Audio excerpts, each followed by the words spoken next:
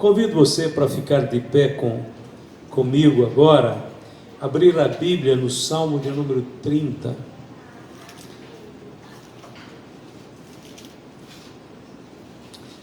Salmo de número 30, quero ler com vocês juntos, os versos 4 e 5.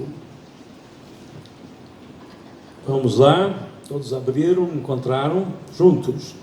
Cantai ao Senhor, vós que sois seus santos, e celebrai a memória da sua santidade, porque a sua ira dura só um momento, no seu favor está a vida. O choro pode durar uma noite, mas a alegria vem pela manhã. Aleluia. Oremos mais uma vez. Eterno Pai Celestial, Deus vivo e santo, obrigado, Senhor, por este momento que o Senhor preparou para estarmos reunidos na Tua presença. Foi o Senhor quem nos trouxe até aqui. Estamos aqui pelo Teu poder, e agora pelo mesmo poder que nos guarda, nos sustenta, vem trazer, Senhor, inspiração e força aos nossos corações por intermédio da Tua palavra. Pelo Teu bom Espírito nos fala hoje, oramos em nome de Jesus. Amém. Podeis sentar. Quero destacar principalmente a frase: o choro pode durar uma noite, mas a alegria vem pela manhã. Depois da crucificação, seguiu-se uma noite muito escura na vida dos apóstolos, talvez a mais escura de todas as noites. Desconsolo, desespero, solidão tomou conta daquele grupo de discípulos que tinham investido toda a esperança, toda a expectativa de um grande reino, com o Senhor Jesus ali na frente, sentado num trono, estabelecendo a virtude, o poder de Deus sobre as terras de Israel, se estendendo às outras nações. Mas o que restava de verdade era as últimas lembranças dele pendurado na cruz. E a noite então veio, literalmente, começou-se a noite logo após a crucificação, pouco tempo depois escureceu, mas veio uma noite ainda pior do que todas, né? Que é esta noite que eu disse, do desconsolo, da desesperança, da tristeza e decepção. Esta noite ela é uma realidade neste mundo, nesta vida. Por isso a Bíblia diz que a noite, o choro pode durar uma noite inteira. Esta noite espiritual, ela é uma linguagem figurada, porque quando se fala da noite literal, tem uma ideia de quê? Limitação da visão, esfriamento do tempo. Geralmente, quando a noite desce sobre a terra, as doenças se agravam, as dores aumentam. É durante a noite que os animais ferozes deixam seus covis e vão em busca de suas presas. A noite literal, essa noite física, favorece muito, pela ausência da luz, ela favorece muito o trabalho nefasto dos ladrões, dos perversos, dos pervertidos. Então esta palavra, essa linguagem figurada à noite, representa muito bem o que uma pessoa poderá experimentar no âmbito da sua alma, que é exatamente todas essas descrições que eu tenho falado: esfriamento, o temor, né? A Bíblia fala no Salmo de número 91, verso 4 ou 5, sobre o terror noturno, né? Medo, pavor da noite. Mas A noite pode durar um determinado tempo, mas ela termina. O Senhor Deus, Ele pintou este quadro para deixar bem claro que nenhum sofrimento, nenhuma dor vai perdurar para sempre. Ele vai ter fim. A tristeza vai ter fim, o medo vai ter fim. É preciso do homem alimentar sua fé, sua confiança em Deus, porque vai ter fim. Vai acabar, vai chegar amanhã, o dia vai raiar. A noite, então, a crucificação trouxe uma noite, mas é sempre assim que Deus pinta e revela a sua ação neste mundo. A noite da crucificação ia ser vencido na manhã da ressurreição. O choro pode durar uma noite, mas a alegria vem pela manhã.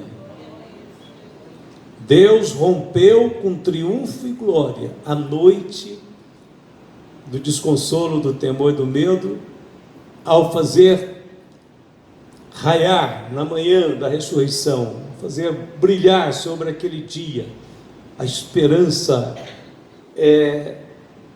que ninguém mais pode tirar daqueles que confiam no Senhor, a esperança da vida plena, eterna, da vitória sobre o último inimigo, que é a morte. O Senhor deixou bem claro que naquele padrão vai cumprir, vai ser desenvolvido todo o seu projeto para aqueles que nele confiam. Então, não importa se estamos entrando em uma noite em que algumas dúvidas nos afligem, alguns temores nos abatem. Você pense você mesmo nesses termos que eu estou falando.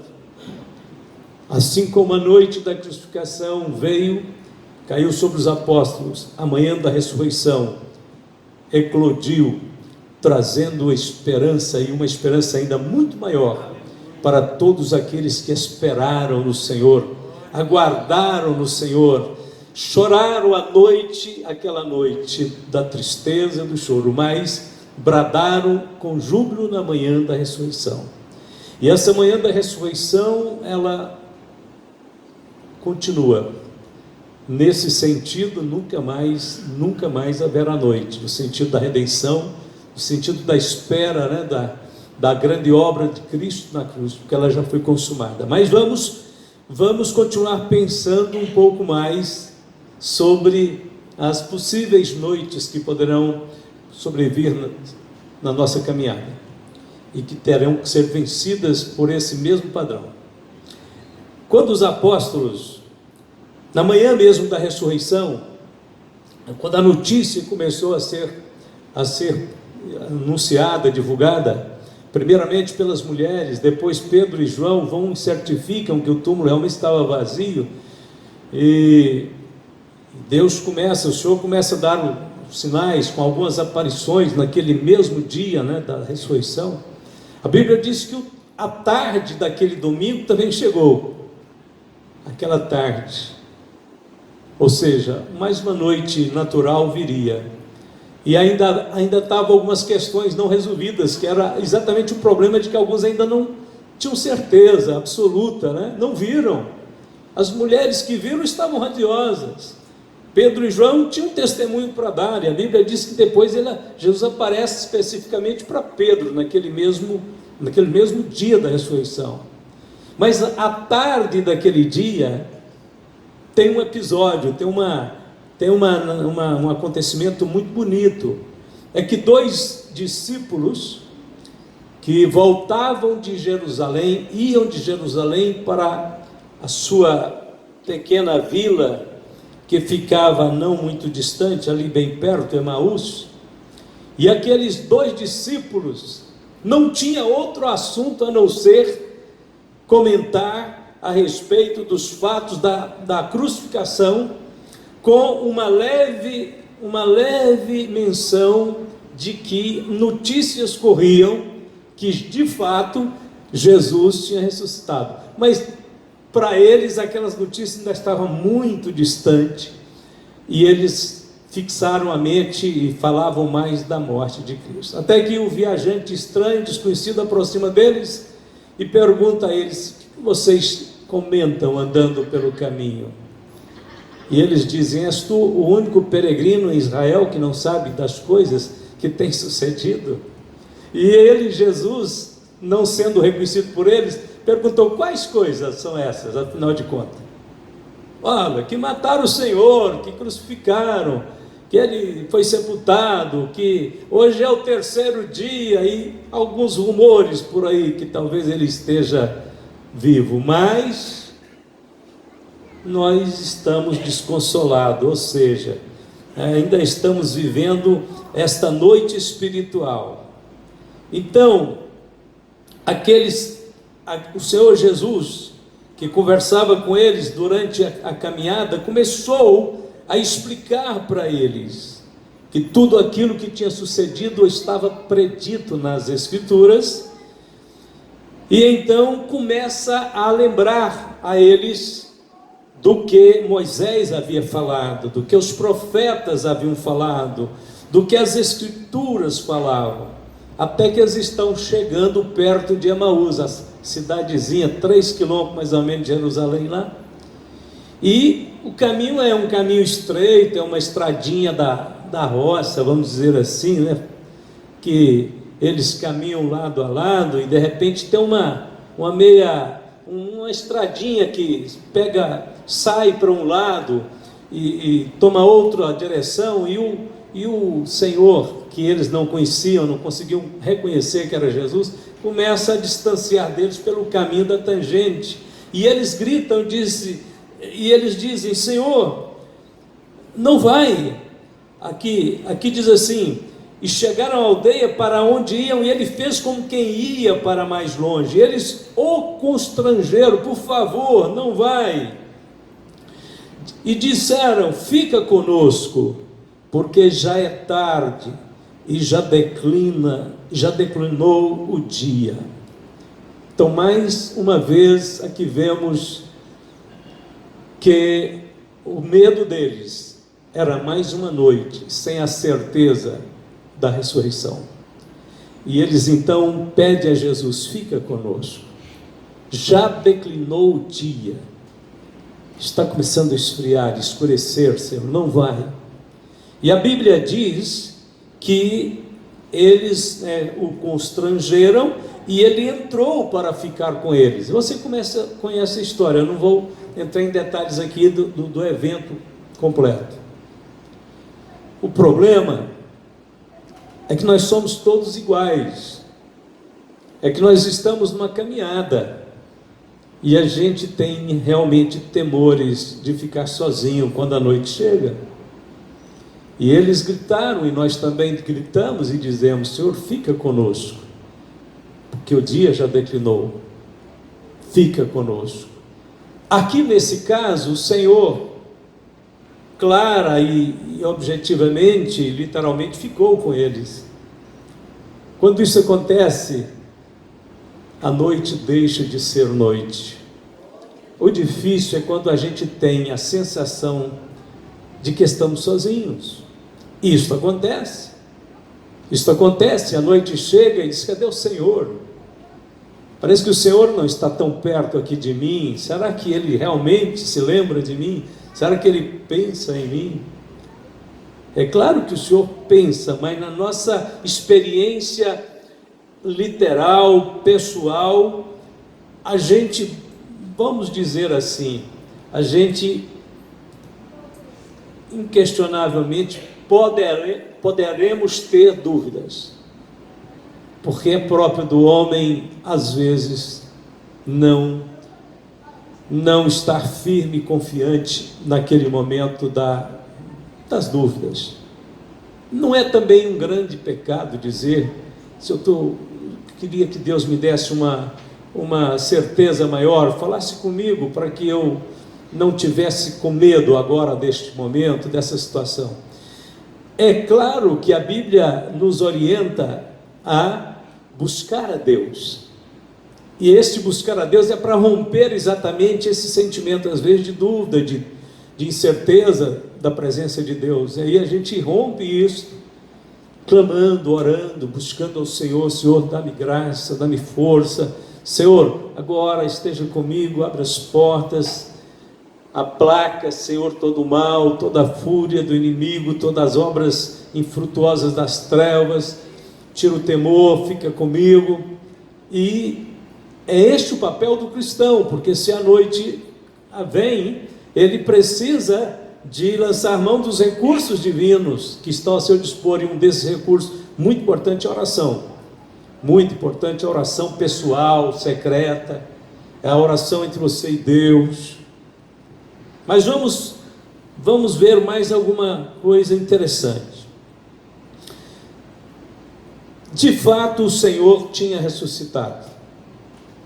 Eles iriam logo descobrir que aquele estrangeiro, aquele homem viajante era o Senhor. E aí eles não vão ter nem medo da noite, quando eles sabem que é o Senhor, e o Senhor desaparece. A Bíblia diz que eles deixam novamente o conforto do lar, a segurança da sua casa, do seu lar, e voltam, e certamente voltaram à noite, pela mesma estrada que eles foram devagar, pensativos, cheios de dúvidas. Eles voltam correndo. Eles voltam correndo e entram e vão para o cenáculo onde estão os apóstolos, e eles entram eufóricos e diz para todos: nós tivemos com o Senhor entrou em nossa casa, comeu pão, partiu pão conosco, mas nós não nos contivemos quando ele desapareceu e nós conhecemos que era ele. Nós enfrentamos a noite e a estrada e tudo sem nenhum temor, e viemos contar as boas novas para vocês. E alguém disse: olha, tem uma outra notícia, que ele já apareceu também para Pedro. Ou seja, começa a somar muitos testemunhos. Nós vimos o Senhor, ele falou, ele apareceu, ele partiu o pão. E é claro, Deus, com todos esses sinais, começam a transformar o choro da noite em alegria da manhã. Alegria da manhã. 2 apóstolos sentiram literalmente no seu coração, na sua pele, o choro da noite. Mas eles souberam converter o choro da noite em um momento de esperança. Paulo e Silas, a história breviada é que, por expulsar o demônio de uma moça que adivinhava de pessoas ricas, que era uma escrava de pessoas ricas, Paulo e Silas foram presos na cidade de Filipos, condenados por conta de uma acusação completamente evasiva. O que ele fez? Ele era um marginal? Não. Estava roubando? Não. Estava matando? Não. O que ele fez? Estava orando pelas pessoas. E por acaso, ao orar por uma moça que adivinhava, o demônio saiu dela, não adivinhou mais. E aí, qual é a consequência? Aí ele está ensinando coisas que nós não praticamos, costumes que nós não temos. Está mudando os costumes da cidade. Nós somos romanos e não adotamos os costumes deles. Que costume que eles tinham? De orar, de pregar, de falar de Jesus. Então prendam. Os magistrados da cidade puseram eles na praça, tiraram as vestes deles e mandaram bater neles. Suas costas ficaram sangrando, cheio de vergonhas, e disse: agora leve-os para a cadeia. Paulo e Silas foram para a cadeia, amarraram pés e mãos. Isso hoje seria ser algemados, ser trancados numa cela. E a noite começa. E esta noite literal é seguida pela noite, é claro, das possíveis tristezas, angústias, porque Paulo e Silas estavam colhendo o mal que eles não semearam. Eles semearam bem, né? Nem todo o mal que a gente colhe foi coisa que a gente semeou, não, tá? Tem coisa que a gente é realmente estratégia do diabo, é ataque do maligno, são tempestades que surgem. Não se deixe também ser comovido, né? E pensar que você, eu estou colhendo porque eu plantei, né? Estou colhendo o que eu plantei. Não, às vezes não. Você já viu que espinho, abrolhos, cresce num lote vago sem ninguém plantar. Ou seja, o mal não precisa plantar para ele surgir, não, basta deixar abandonado a coisa. Então não é colheita. Eu não plantei, não é o fruto que eu tenho que colher, mas são frutos da nossa identificação com Cristo. Paulo entendia isso, ele disse que carregava no seu corpo as marcas de Cristo. E o próprio Paulo disse ao escrever em Filipenses que ele queria participar dos sofrimentos de Cristo. Eu quero ser participante dos seus sofrimentos. Então Paulo estava ali com Silas preso naquele cárcere, irmãos, corpo doendo, as costas machucadas mesmo, pés e mão amarrado. E cárcere nunca foi muito limpinho, nunca foi um lugar muito adequado, é sempre salubre, é sempre um lugar sujo, sempre um lugar que cheira mal. E aqueles apóstolos tinham tudo a favor de uma tristeza, de uma angústia muito grande, de uma decepção. Era noite, que era um apelo ali às dúvidas e ao choro. Mas ao invés de chorar, Paulo rompe toda a lógica daquele momento, todos os argumentos do diabo que poderia estar falando ali nos seus ouvidos, dizendo: olha no que deu vocês confiarem em Deus, olha, cadê Deus? Onde está Deus? Onde está o Cristo que vocês pregam? Como vocês podem acreditar que Ele ama vocês se vocês estão aqui nessa condição injustamente? Porque pior ainda do que ser preso é ser preso injusto. Deus nos livre. Quando a pessoa é presa porque deve, você pode ter certeza que ele ainda conforma um pouquinho de estar preso. Mas o preso injusto é dolorido, é a coisa mais dolorida que pode acontecer. Aliás, toda acusação injusta, ela é muito, traumatizante, ela rasga a alma da pessoa. Este mundo é muito pertinente, acontece muito essas coisas, do justo ser condenado, o ímpio estar solto, tal. Por aí vai. Então Paulo e Silas têm que romper toda esta lógica, toda essa circunstância desanimadora, todo esse murmurar, esse sussurrar maligno, dizendo: como é que Deus te ama, como é que vocês creem num Cristo que é amor, que deixa vocês passarem por isso. Teria que romper tudo isso. Sabe que a gente tem que romper isso, essas dúvidas numa hora ou outra da vida? Temos. Você tem que saltar por cima de todas as evidências negativas e dizer: eu creio que Deus me ama, eu creio que Deus é poderoso, creio que Deus me ajuda, creio que Deus está comigo, creio. Quando o pastor lá da época da cortina de ferro lá na Romênia, o pastor Richard Hurbrand foi preso que pregava o evangelho, e o comunismo entrou na Romênia. O comunismo que dominava, que era liderado pela União Soviética, já tinha tomado grande parte do leste europeu, e a Romênia era um desses países que tinha adotado o regime comunista. E quando entrou o regime comunista lá na Romênia, os comunistas não chegam dizendo que está contra a igreja, não, viu, irmãos? Você tem que ter muito cuidado, viu? Tem que ter muito cuidado com os regimes que estão rondando o nosso Brasil. Rondando não, está presente em nosso Brasil hoje. Porque os comunistas nunca chegaram no país dizendo que ia acabar com a igreja, que ia perseguir a religião, a fé. Não, eles não são bobos. Eles falam que está tudo certo, usa até o nome de Deus. Mas quando passou pouco tempo que a Romênia foi dominada pelo comunismo, os líderes comunistas reuniram os líderes religiosos, pregadores, padres, pastores. Aí eles reúnem todos e disseram: olha, nós somos a favor da religião, nós queremos que as igrejas continuem, porém nós vamos ter que aprovar, nós vamos ter que ver que os sermões que eles vão pregar, antes de vocês pregar, para receber a nossa aprovação, para ter a aprovação nossa. Então vocês escrevam os sermões, encaminhem ao departamento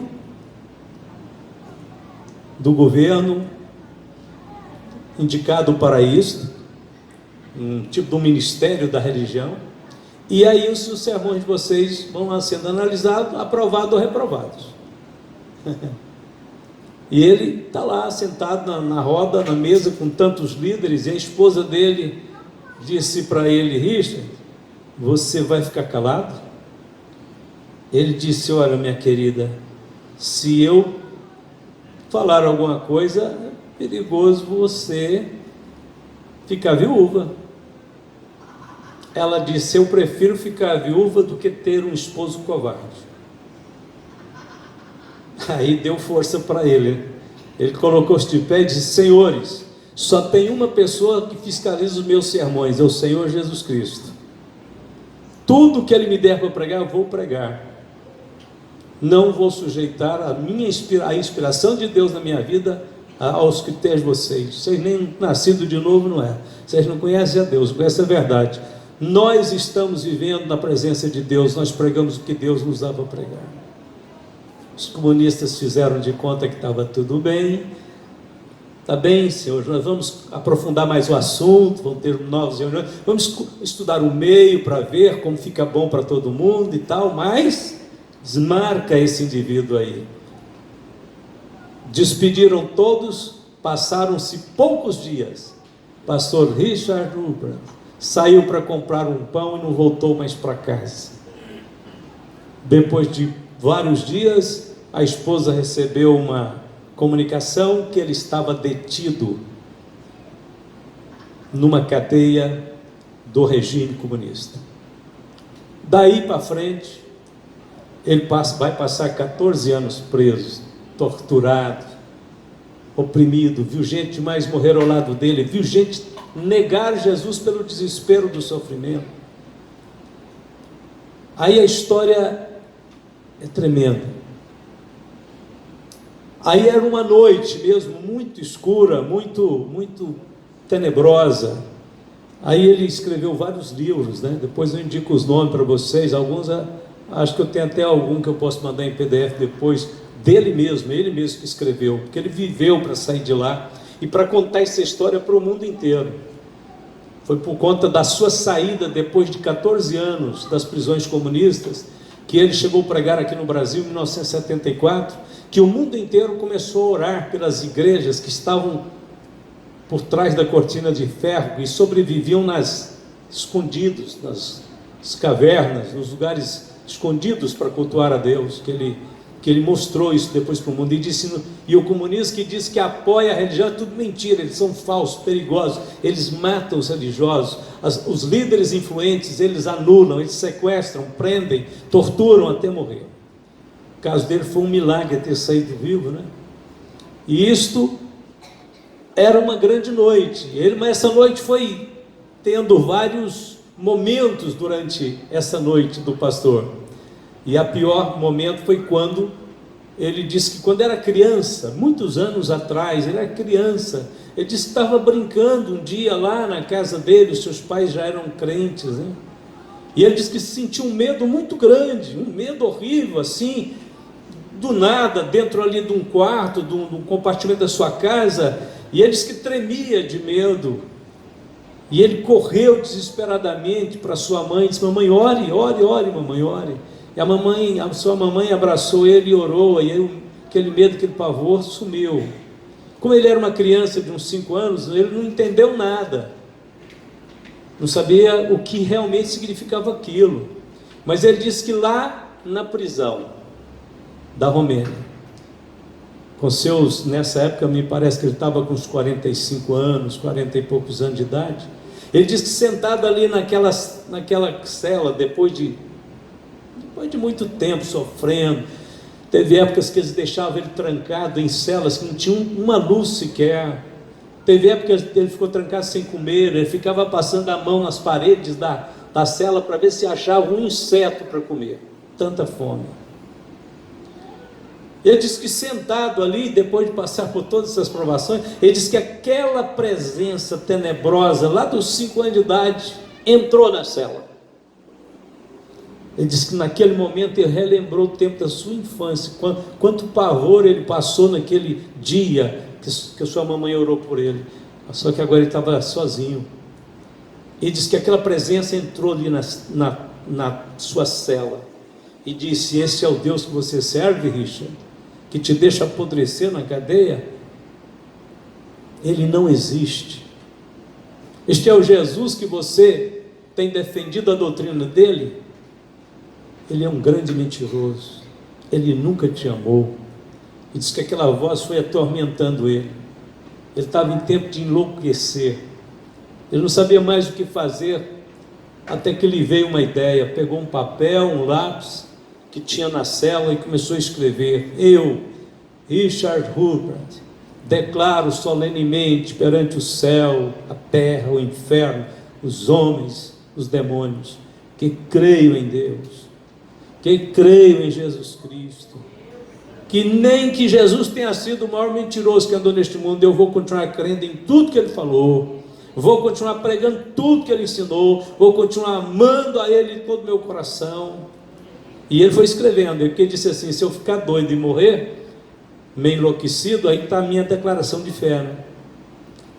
Se eu perder o juízo aqui, no sofrimento, você não sabe o que pode acontecer. Então ele disse: eu vou escrever para o mundo espiritual saber de que lado eu estou. E a última coisa que ele pôs, ele disse assim: ainda que este Deus, que eu creio, que eu amo, que eu vou continuar confiando nele, ainda que ele me lance no profundo do inferno, lá de dentro do abismo, eu vou continuar gritando: eu te amo, Senhor, eu te amo, Senhor. Quando ele disse essas palavras, o demônio, Satanás, não suportou. Ele disse que aquela presença desapareceu como um relâmpago, e ele percebeu que entrava na cela uma outra presença, que o abraçou com muito mais aconchego do que sua mãe naquele dia dos 5 anos. O próprio Deus estava ali com ele e falou ao seu coração, disse: meu filho, por enquanto você não pode compreender tudo que você está vivendo, mas eu preciso deste testemunho, eu preciso dessa história, eu preciso destas experiências. Continue confiando, eu estou contigo. E o Senhor ausentou-se em parte, né, daquela presença forte, poderosa, e deixou ele no normal do crente que tem que viver pela fé. Mas isso foi o suficiente para ele suportar e ir até o final, quando as igrejas dos Estados Unidos já juntaram dinheiro e pagaram o resgate dele, e ele saiu da cadeia depois de 14 anos. E foi aí que em 1974 ele veio pregar no Brasil. Ele tinha sequelas que não eram inapagáveis na vida dele, no corpo dele, em tudo, nas emoções dele. Quando ele veio pregar no Brasil, ele achava difícil olhar, que houve reuniões até no Maracanã para ouvir ele dar testemunho. Ele não era um pregador de multidões, não, ele dava testemunho mesmo. Não era aquele eloquente homem de evangelismo, não. Mas ele prendia a atenção das pessoas com histórias tão reais, tão contemporâneas daquilo que Deus fez na vida dele. Então ele dizia, quando veio no Brasil, ele disse: eu tenho dificuldade de olhar para vocês, porque eu passei 14 anos em prisões, onde todo mundo vestia uniforme cinza. Eu chego aqui no Brasil, tem roupa amarela, azul, branca, vermelha, de toda a cor, eu fico com os olhos doendo, porque eu acostumei tanto com a palidez do cinza, dos uniformes de presidiários, que hoje eu não consigo firmar as vistas em coisas muito coloridas. Vocês são muito bonitos, vocês são muito alegres, vocês vestem roupas exuberantes, alegres, mas me desculpa se eu abaixar a cabeça. Ele saiu e proclamou aqui fora, né, lá dos domínios da União Soviética, no mundo comunista, e proclamou, disse: não é nada do que eles pintam, que eles passam para a imprensa, para o jornalismo mundial, tudo mentira. Os verdadeiros cristãos lá são investigados e eles partem para anular um após outro. Eles só aceitam aqueles que são nominais, que não têm compromisso com a fé, mas os que têm, eles fazem empenho para acabar com eles. E ele disse: Deus me tirou de lá para dizer ao mundo inteiro que orem. Só tem uma força que pode acabar com com esta investida demoníaca no mundo inteiro, que estava na metade do mundo já o comunismo, e só a oração. E por incrível que pareça, a igreja realmente começou a orar muito depois dessa época. Em 1987 a cortina de ferro acabou, caiu a União Soviética. Hoje só tem a Rússia lá, mas não tem aquelas coligações mundiais. O comunismo fracassou no mundo inteiro, embora ainda tem gente que acha que isso preste alguma coisa. O comunismo é ateu, irmãos. Primeira premissa do comunismo é: Deus não existe. Ah, pastor, mas isso não é coisa que tem aqui no Brasil, não. Você acha? Você tem certeza? Você tem certeza? Se pudesse sentar ao lado de algumas pessoas ilustres que fazem parte de alguns partidos em eminência hoje no Brasil, e pudesse tirar deles a verdade da mente deles, e você ouviria eles dizendo: Deus não existe. Deus não existe. O comunismo, a premissa é o ateísmo. O ateísmo foi defendido, milhares de pessoas morreram por conta disso, por conta de que o regime comunista se firma em cima das bases ateísticas. Negação de Deus, onde o homem é a medida de todas as coisas, onde o humanismo é defendido e praticado, onde o secularismo é praticado. A noite pode durar, o choro pode durar uma noite, mas a alegria vem pela manhã. Deus está dizendo aqui para mim e para você: não importa a intensidade da noite, do momento em que se vive, a alegria virá pela manhã. A alegria virá pela manhã, disse o salmista no Salmo de número 130. O salmista escreveu as seguintes palavras que fazem gosto ler. Deixa eu achar aqui para ler para você, para chegar ao final a gente orar. Glória a Deus. Salmo 130, verso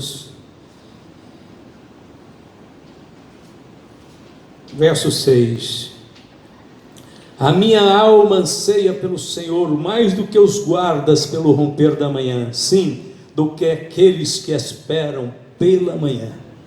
Se a noite foi pintada, foi usada como uma alegoria, como uma metáfora daqueles momentos difíceis, Deus traz também a ideia de uma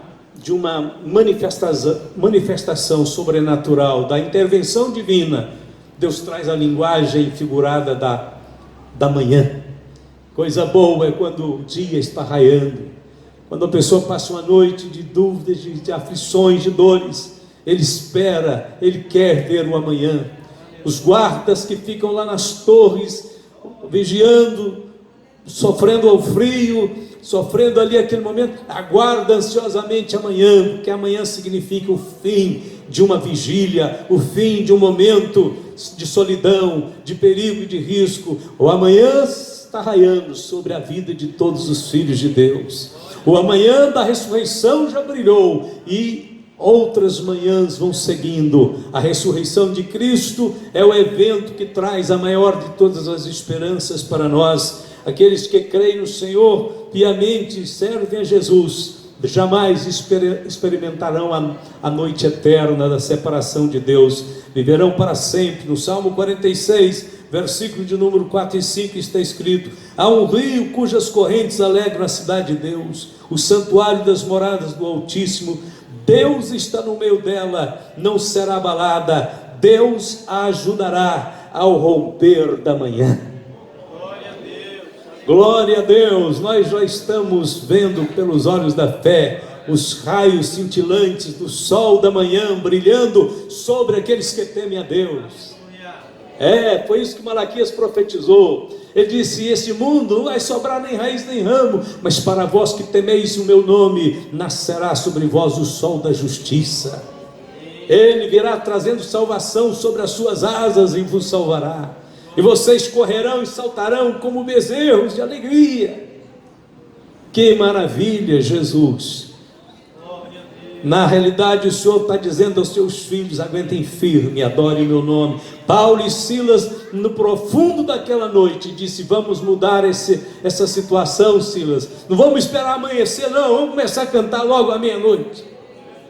Aí sim, os servos de Deus avançam além dos limites das expectativas. Antes que o dia amanhecesse, Paulo e Silas começaram a cantar.